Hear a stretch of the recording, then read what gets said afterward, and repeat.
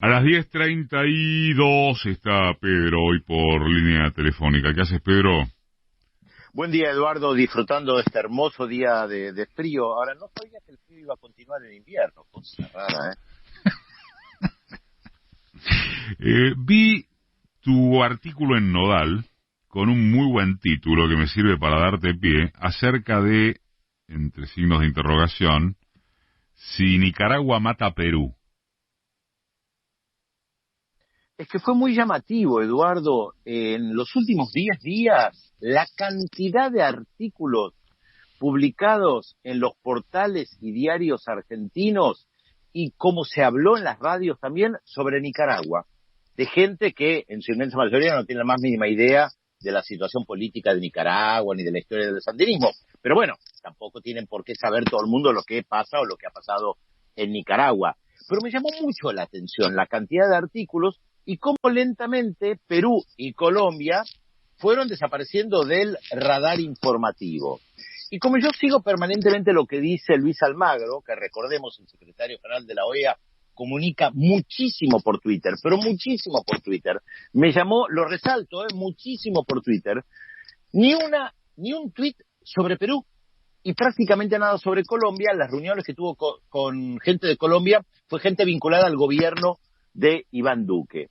Y después presenta una carta ante la OEA para una reunión urgente y tratar el tema de derechos humanos en Nicaragua y aplicar el artículo 21 de la Carta Interamericana Democrática, que implica suspender, lo que vendría a ser expulsar a Nicaragua de la OEA. Eso es lo que proponía Almagro.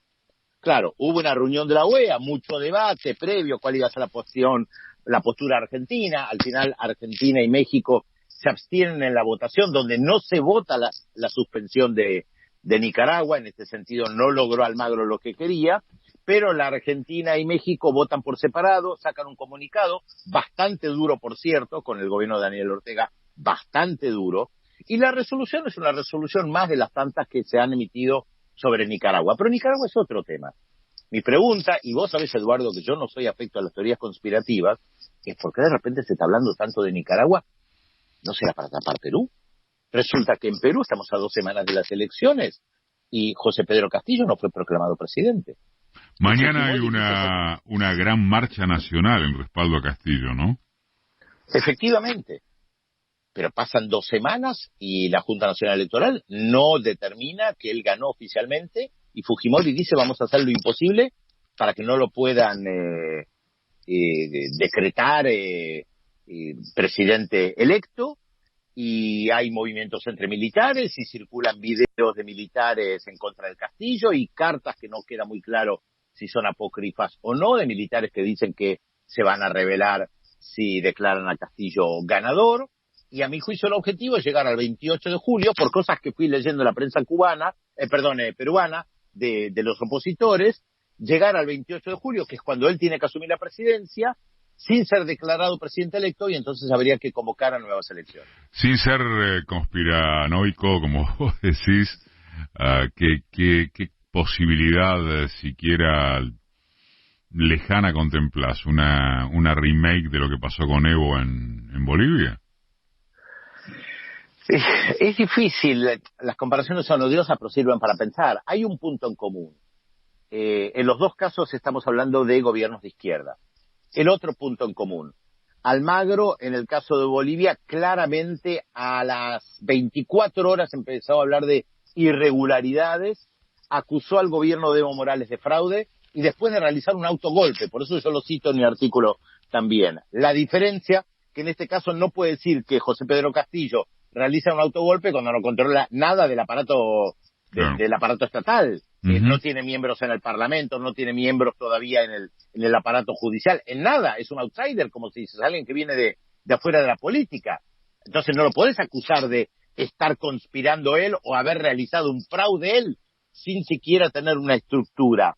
Pero es llamativo, en los dos casos, fuerzas de izquierda y las fuerzas de derecha haciendo lo imposible para que no puedan asumir. Acá hay un final abierto, Eduardo. Obviamente que están haciendo lo imposible para que no asuma, y en caso de que asuma, ya le marcaron de tal manera la cancha que va a llegar cansado al 28 de de julio con la cancha marcada, los jueces en contra. Situación muy complicada la de Perú, ¿eh? ¿Qué pasó o qué está ocurriendo en Colombia que desapareció mediáticamente? Ya que hablaste de Nicaragua mata a Perú, no sé si no es abarcativo de Nicaragua mató Colombia. No exactamente, porque hay algo real y es que las movilizaciones fueron menguando. De hecho lo habíamos conversado en más de una oportunidad, Eduardo, que no podés sostener durante tanto tiempo No. movilizaciones a Uh-huh. muy alto nivel. Después de 49 días Bueno, decretaron en Chile el en paro Chile, nacional. en Chile se mantuvo largo, ¿eh?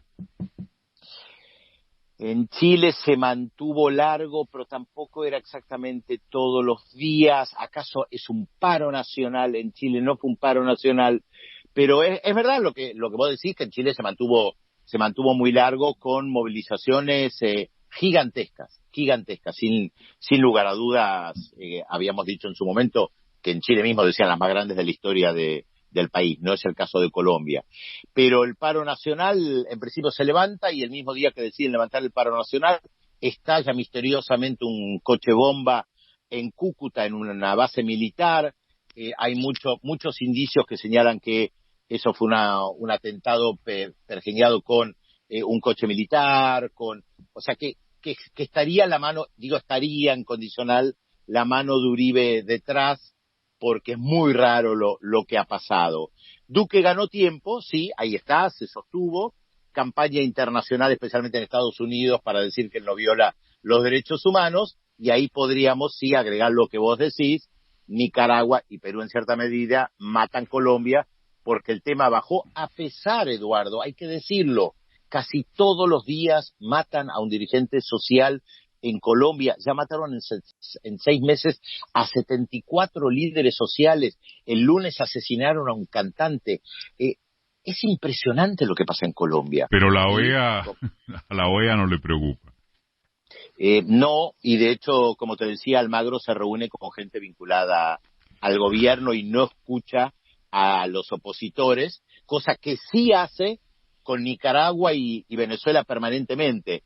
Es más, en el caso de Venezuela, Almagro y la OEA, habría que ver quién financia esto, permanentemente le dan espacio a un instituto que se llama CASLA, que no es Club Atlético San Lorenzo de Almagro, que es una ONG checa, dirigida por una persona que creo que es venezolana checa. Ponen aparentemente mucho dinero y son los que más hablan de los derechos humanos en Venezuela, de la mano de Luis Almagro. Muy raro esa ONG, muy rara. Para cerrar... no, sí, perdón, completo. No, es muy interesante seguirlo a Almagro, muy interesante para ver por dónde camina, porque parece un halcón de la Casa Blanca.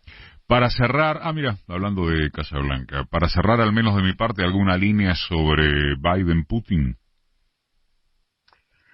Sí, se llevaron mucho mejor de lo que a priori se podía pensar, después de que Biden hubiera dicho que Putin es un asesino. Restablecen el vínculo diplomático, con embajadores, y Putin no es cualquiera. Porque también es interesante ver la previa a la cumbre en la Argentina, por lo menos, ¿no? Y muchos medios de comunicación y periodistas que se le cae la baba con Biden, y permanentemente está la visión de que Putin es el mal y Biden es el bien. ¿Y vos viste que Mauricio Macri utilizó la palabra autocracia? Sí, no debe saber tampoco muy bien lo que es, pero bueno, sí. ¿Cómo, perdón? Que no debe saber muy bien tampoco lo que es. Ese es otro tema, pero autocracia es un término que utilizó Joe Biden al asumir, y algunos medios de comunicación en la Argentina, afines a Biden, conservadores de derecha, empezaron a utilizar el término. De hecho, si vos escuchás Radio Mitre, vas a escuchar a varios comunicadores que utilizan la expresión autocracia, la nueva frase de moda para calificar a los aliados de la Argentina. Venezuela, ahí también, Cuba, o sea que es nado sincronizado. Absolutamente, pero es impresionante. Vos sabés que yo escucho mucho, especialmente Radio Mitre, y es notable, como en casi todos los programas utilizan la expresión autocracia que hace unos meses atrás no existía.